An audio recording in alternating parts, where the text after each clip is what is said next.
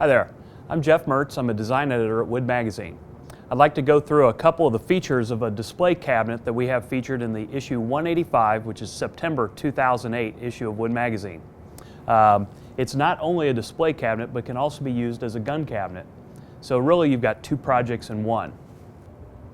All the major assemblies, the side panel, the door panel,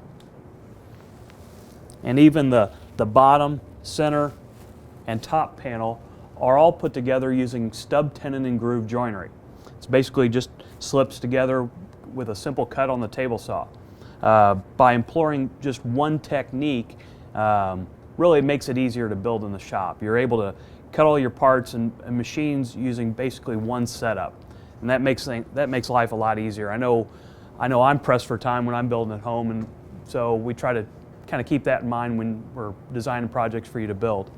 We used a glass back or a mirrored back with some 3/8 inch thick glass shelves that are supported on a cushioned shelf pins.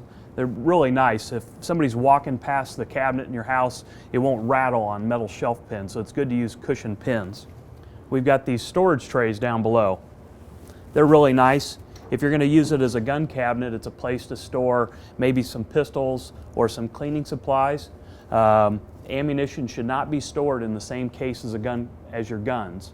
And really, if we're going to make this a gun cabinet, I really highly recommend a lock for the door.